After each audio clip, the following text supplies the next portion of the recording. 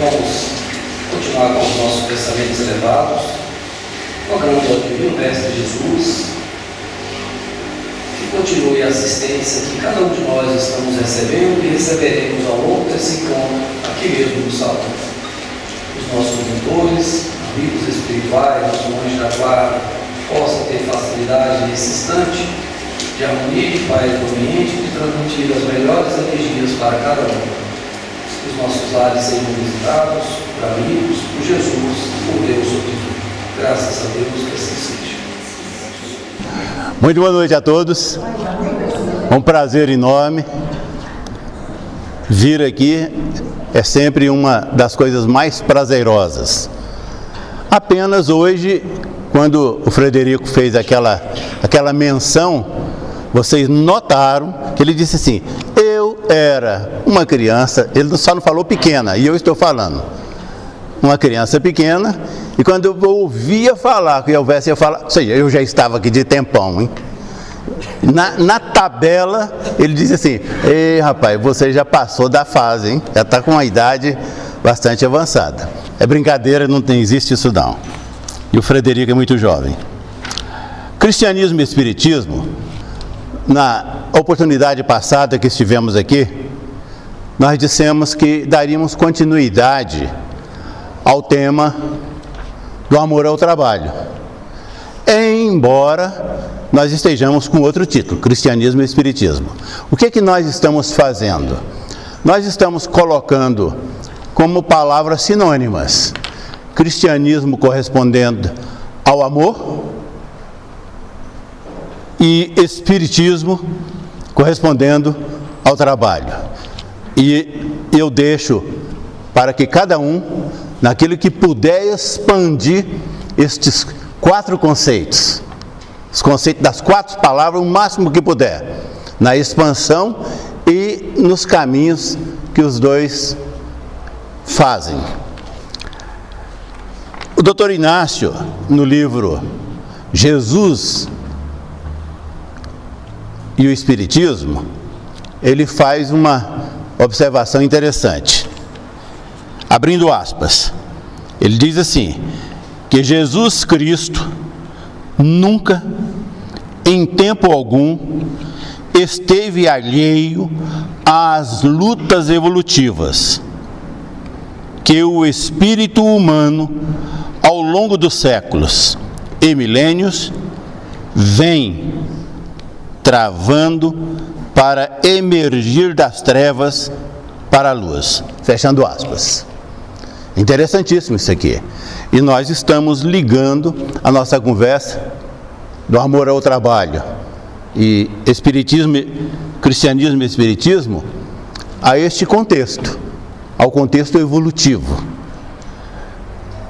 Na comemoração dos 66 anos, que nós fizemos aqui até o mês passado, nós falamos algumas coisas aí que hoje, dentro deste contexto, elas são interessantíssimas. Exemplo, eu tenho aqui neste momento alguns pares de olhos físicos que estão me registrando e alguns pares de ouvidos que estão registrando a minha voz.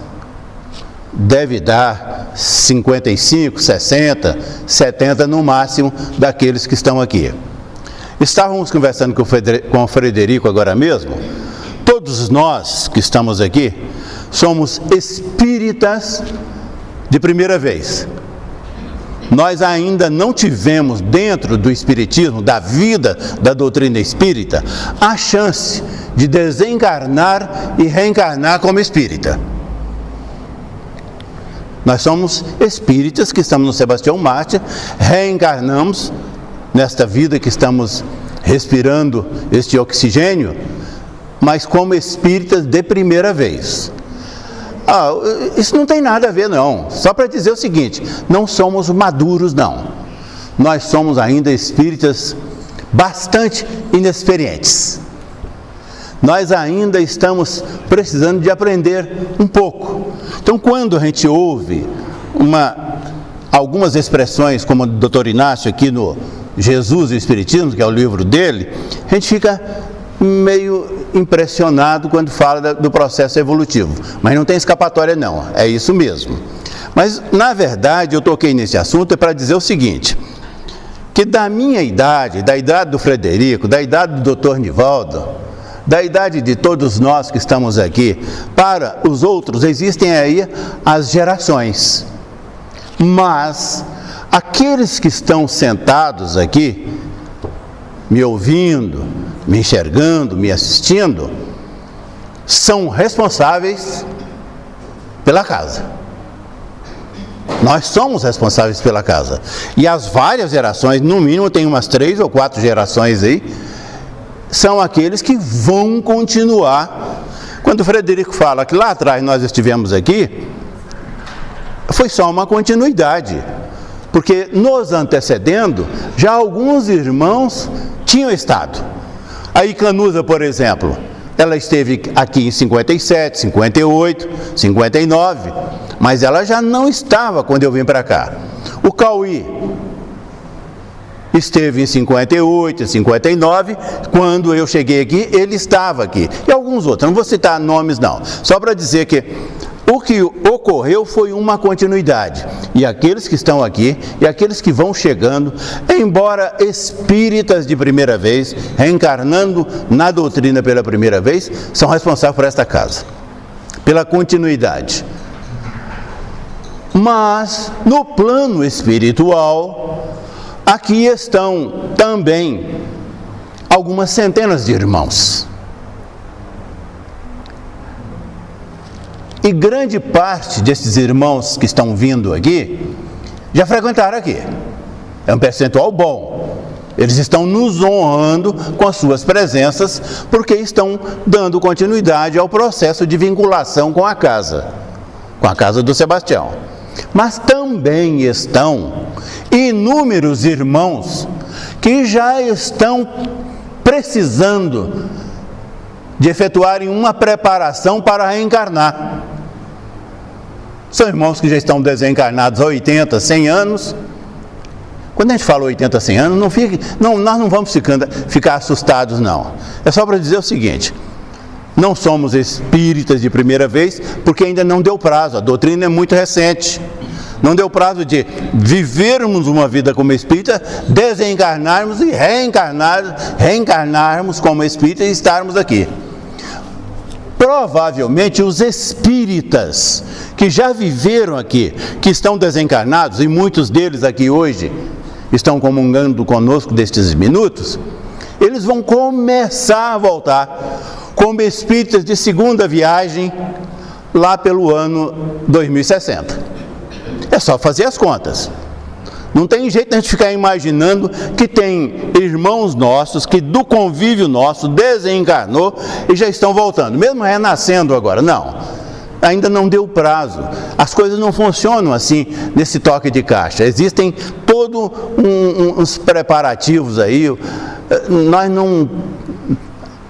A doutrina cristã e a doutrina espírita, e nós estamos falando exatamente disso hoje, de cristianismo e espiritismo, eles não correm esses riscos.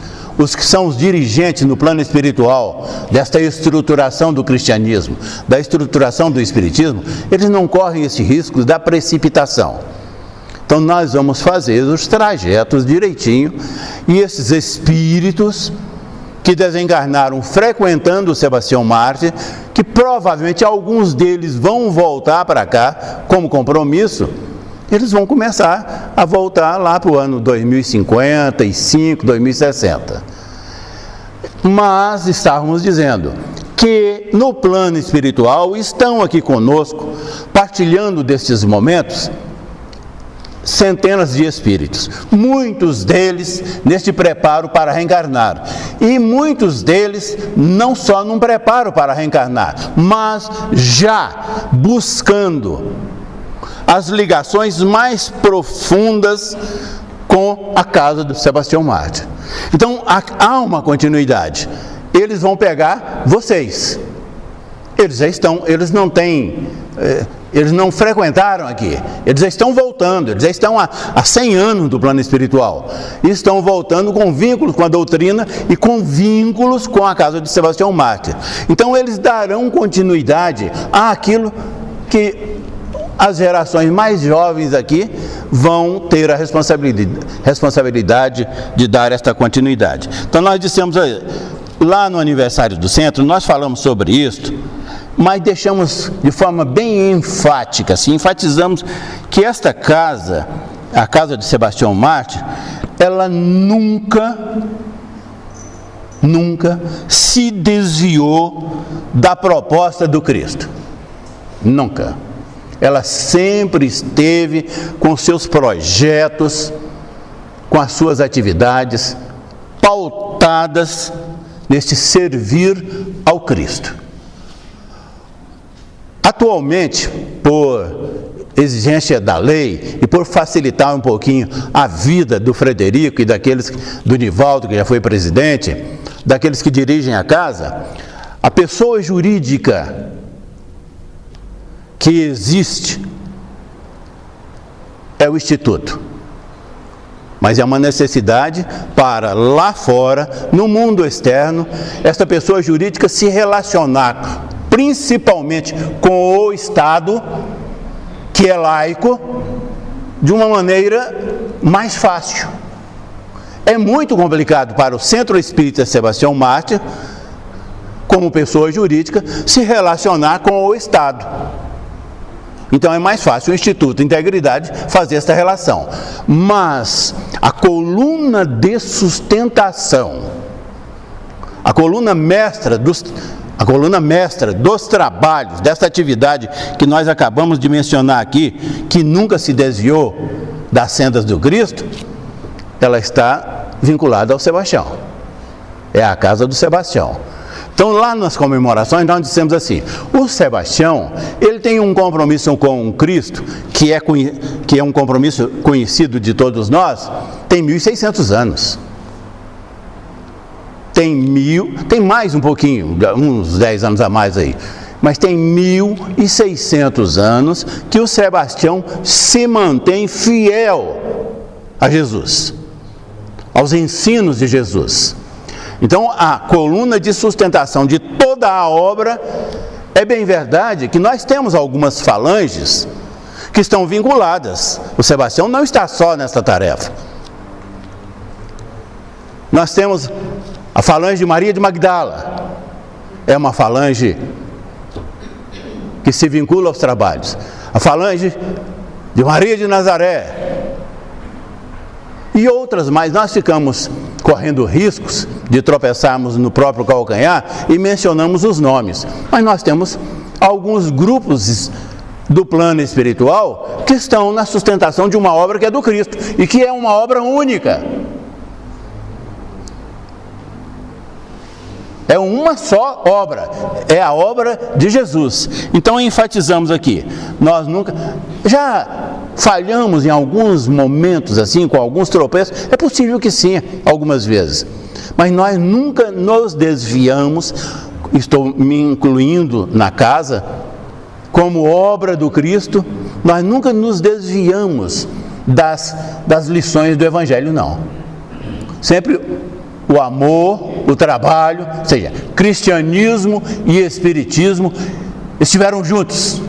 Não é lema, não é só um lema, é um roteiro, ou seja, o cristianismo e o espiritismo não são apenas lemas que nós estamos aqui hoje estudando, mais do que isso, efetivamente, cristianismo e espiritismo, ou seja, do amor ao trabalho, nós temos dentro da estrutura destas 4 palavras, as propostas que a casa acompanha, que ela desenvolve na sua existência passada, na sua existência presente, e o que nós estamos falando aqui, é que nós que estamos ouvindo hoje, nos 2 planos, aqueles que vão reencarnar ainda, e nós que estamos reencarnados, nós somos responsáveis pela continuidade. Dentro do mesmo padrão. Não nos é concedido o direito de sairmos deste padrão crístico, do padrão do amor. Nós estamos comprometidos com Jesus, com o Cristo de Deus. E o trabalho que se desenvolve na obra, quando falamos trabalho, nós estamos, já pedimos isso, considerem a expansão do significado da palavra o máximo que pudermos. É uma consideração de expansão mesmo, de expandir o significado. Nós não estamos falando de trabalhos mediúnicos apenas. Nós não estamos falando de reuniões que realizamos aqui apenas. Nós estamos falando de uma atividade inteira, mas toda ela pautada pelo Evangelho de Jesus, pelas lições de Jesus, pelas mensagens do Cristo que nós estamos aprendendo. Quando nós dissemos agora mesmo que somos espíritas de primeira viagem ainda, não é no sentido de diminuir ninguém, é só no sentido de dizer assim, nós não sabemos ainda muita coisa não. Nós ainda estamos matriculados nesta escola, na escola do cristianismo, na escola do espiritismo, é para aprender. Nós sabemos muito pouca coisa. Às vezes nos precipitamos nas nossas falas, entendendo que já caminhamos um pedaço e já dominamos este pedaço. Não, nós ainda estamos bem distante daquilo que é necessário para que nós nos apropriemos. Ou seja, o cristianismo, o que é que o cristianismo faz? Nós estamos falando das palavras, todos conhecem as palavras, mas não custa nada falarmos um pouquinho. O que é que o cristianismo faz? O cristianismo é uma vivência zelosa, é uma vivência intensa dos princípios crísticos que estão revelados nos evangelhos. Então, quando o centro se propõe, não estou falando das outras atividades que envolvem trabalhos, atividades que desenvolvem a prática da caridade, que é outro exercício. Nós estamos falando ainda dessa parte mais teórica, de nos robustecermos com os ensinamentos de Jesus. E esses ensinamentos estão dentro dos evangelhos, Mateus, Marcos, Lucas e João, que Kardec foi lá e se apropriou como base do espiritismo. Então, quando falamos do cristianismo, nós estamos dizendo sobre esses ensinamentos, e nós não dominamos. Mas eu já li, normalmente a gente fala assim, eu já li os 4 evangelhos, de cabo a rabo. Se me perguntarem lá uma parte do evangelho, Eurípides Bassanufo, a pedido do seu pai, quando ele morava lá no interior de Minas, ele foi fazer uma entrega dos medicamentos para o seu tio, que residia numa fazenda. Só que o tio, lá na fazenda, ele tinha um centro espírita. Nós conhecemos a história, aqui é rapidinho. O Eurípides chegou lá, o Eurípides ganhou de um padre, ele era católico, e na época a Bíblia não existia assim para ficar de mão em mão, não. As Bíblias eram restritas, elas eram de posse e propriedade dos religiosos, principalmente da Igreja Católica. E o Eurípides ganhou uma Bíblia de um padre, escondido. Ele era muito frequente à igreja, e o padre disse, não fale para ninguém que eu te dei uma Bíblia não. E ele ganhou uma Bíblia com o Velho e com o Novo Testamento, e devorou aquilo rapidamente, principalmente o Novo Testamento. Mas aí ele foi fazer essa entrega dessas medicações lá para o tio dele, e quando ele chegou lá na fazenda, foi exatamente num momento, provavelmente já estava escurecendo, ele teria que dormir lá na casa do tio, e estava começando uma reunião espírita, porque lá naquela fazenda, na sede da fazenda, o tio presidia um centro espírita, lá no interior de Minas, perto de Sacramento. E o Eurípides foi carinhosamente convidado para assistir. Olha como as coisas funcionam. Ele era católico ferrenho, mas estava visitando o tio, fazendo o trabalho que o seu pai havia pedido. Aí o tio diz, fica aí. E ele, por opção, ficou perto da porta. Falou, se esse negócio aqui não me interessar, eu caio fora. Fica mais fácil. Mas quando começou a reunião, mentalmente, ele disse o seguinte, olha, se esse negócio aqui é para valer, se as coisas que estão ocorrendo aqui são verdadeiras, eu estudei a Bíblia. Eu li a Bíblia que o padre me deu e mas estudei as coisas lá que eu sei, muita coisa até para falar decorado. No entanto, tem uma lição que eu não consegui me apropriar, eu não consegui entender, é o Sermão da Montanha. Pronto, a reunião rolou, era uma reunião que teve, como hoje, uma parte pública, depois teve uma reunião mediúnica, e ele encantado com aquilo ali, não assustou não, foi ficando. Quando chegou no finalzinho da reunião, um espírito incorporou num daqueles trabalhadores da área rural ali, e veio e ficou perto dele, e deu uma aula para todos, e principalmente para ele, sobre o Sermão da Montanha, que é do Novo Testamento. Aí o espírito, quando terminou, que estava indo embora, disse para ele, eu sou o João, eu só vim aqui hoje por você. Então ali começava, é o que nós estamos conversando aqui hoje, ali naquele instante começava no coração do Eurípides, e que já tinha começado na sua preparação espiritual para reencarnar, uma nova etapa da sua vida, uma entrega maior a Jesus, aos trabalhos vinculados às lições de Jesus. Allan Kardec, quando estruturou o Espiritismo, e nós conhecemos isso razoavelmente, o Espiritismo, ele mostra para nós, ou seja, a prática da doutrina é uma constante demonstração e intensa demonstração da presença dos Espíritos. E para que nós nos convençamos, a alma é eterna. Os Espíritos vão e voltam. Já dissemos isso aqui hoje, das preparações. Então o Kardec foi lá, mas ele não fugiu não. Ele teve muitas dúvidas. É o mesmo João, viu? Nós estamos falando do Kardec, é o mesmo João, só que numa outra roupagem. O Kardec foi lá nos Evangelhos e buscou todas as lições para consolidar esta coluna do Espiritismo. Então o Espiritismo é uma doutrina que tem aspectos.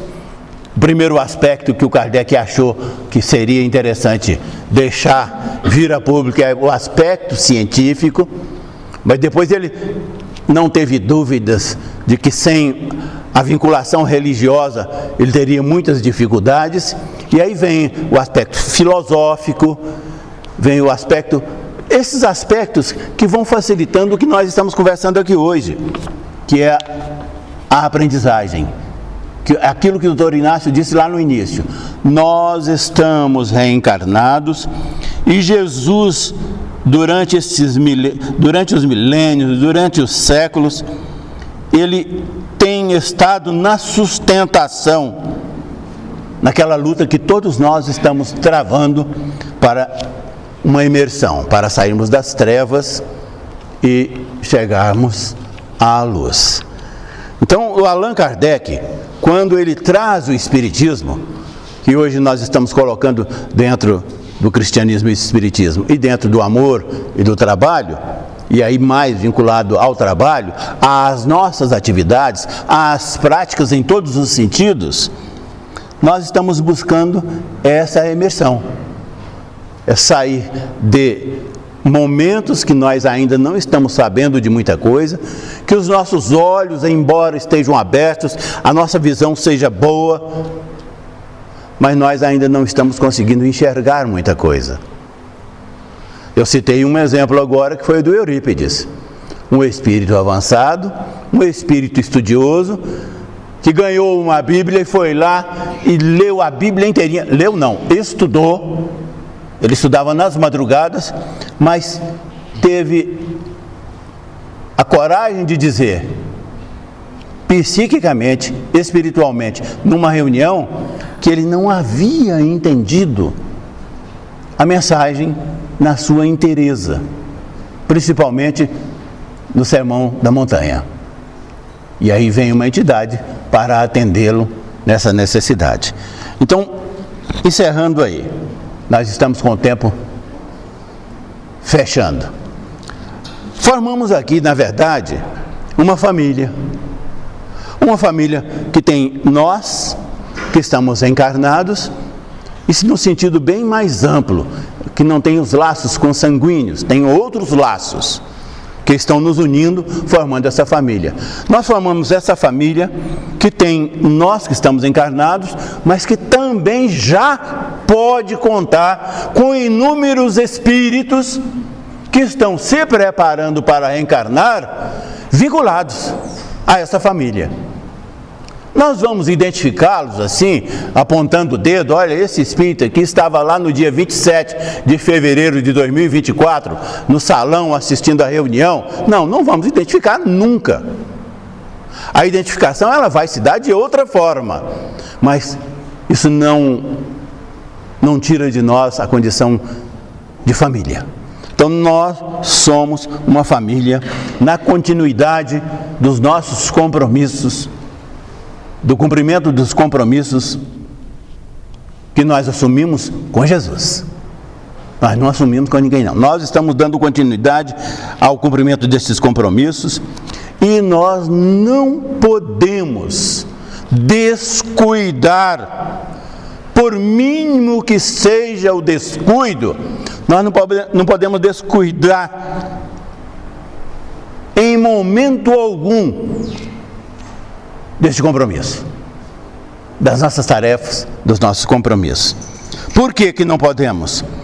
Porque é a fidelidade que nós estamos mantendo ao cristianismo, com o amor a Jesus, e a fidelidade que nós estamos mantendo aos ensinos que o Kardec traz para nós. E não tem nem 2 séculos ainda. Mas são fidelidades que nós não podemos, por mais que nós tenhamos dificuldades, descuidar, descumprir. Porque no momento que nós descuidarmos destes compromissos, destas tarefas que nos são colocadas, e às vezes nós não imaginamos isso não. Nós imaginamos assim, eu sou um simples frequentador da casa do Sebastião. Vou lá, sento lá, ouço, participo dos trabalhos mediúnicos e pronto, e acabou e volto para casa. Não existe isso. Nós possuímos emancipações temporárias do corpo físico. A nossa alma que é eterna, quando estamos lá nas nossas casas, desligados do corpo físico e já tendo assumido o perispírito, nós participamos de atividades que são vinculadas àquelas do ambiente, daquilo que temos convívio. Não é algo assim automático, não, nós cumprimos essas tarefas porque assumimos o compromisso. Não dissemos que tem espíritos aqui que estão nos assistindo hoje e analisando estes compromissos? Já fizemos isso lá atrás. Já fizemos isso aí há 40, 50 anos. Quem tem 30 anos, há 34, há 40 anos atrás. Quem tem 50 hoje, há 60 anos atrás. Nós fizemos os mesmos compromissos. Provavelmente aqui. porque o centro já tem 66 anos com as portas abertas. Mas se não foi aqui, não tem problema não. Nós assumimos, o compromisso foi com Jesus. Não importa o ambiente que tenha ocorrido. Então nós não podemos, já encerrando, nós não podemos descuidar desses compromissos. Porque existe um desiderato. E no momento que houver um descuido desses, nós vamos estar descumprindo esta proposta, este caminho, e deixando de responder à nossa responsabilidade. Olha, o centro, ele tem uma proposta original, lá de quando abriu as suas portas em 57 e 58. As propostas já sofreram alterações até hoje, mas elas nunca se desviaram do ensino. Porque nós estamos aprendendo, estudando, e a cada dia que passa, esses conceitos, eles evoluem. Mas não são os conceitos que evoluem, somos nós que estamos evoluindo e nos apropriamos, e estamos nos apropriando dessas novidades todas, destes conceitos sob novas luzes, que é a luz de Jesus clareando o nosso rumo, a sublime luz do Mestre clareando os nossos passos e as nossas vidas. Muita paz para todos. Obrigado. Continuamos com os nossos pensamentos elevados ao Divino Mestre Jesus. Vamos procurar respirar tranquilamente, sentindo mesmo a harmonia, ainda pensando nas reflexões da noite, da nossa importância como Filho de Deus, dos nossos compromissos com Jesus e com Deus, nessa oportunidade tão sublime que nos foi dada no planeta nesse instante. Rogamos nesse instante a presença ainda dos mentores de Sebastião Mártir, do nosso mentor amigo. Vamos visualizar mesmo a presença desse amigo espiritual nesse instante, estendendo as mãos sobre nossas cabeças, na transmissão do passe. Visualize essa luz chegando mesmo no alto da cabeça e como um banho de luz, uma limpeza, retirando todas as energias negativas, desnecessárias. E nesse instante chegando uma nova luz. Observe essa luz passando por cada órgão, refazendo todas as forças físicas e espirituais. Nessa respiração tranquila, sentindo essa modificação em todo o nosso corpo. Rogando a Jesus, nesse instante, uma visita aos nossos lares, da mesma forma, com muita luz em cada ambiente, abraçando, assistindo ali os companheiros, os amigos, familiares que lá se encontram, que todos possam também ser beneficiados. Mais uma vez, Jesus, somos gratos pela oportunidade dessa noite, que possamos retornar aos nossos lares em segurança. Graças a Deus, que assim seja.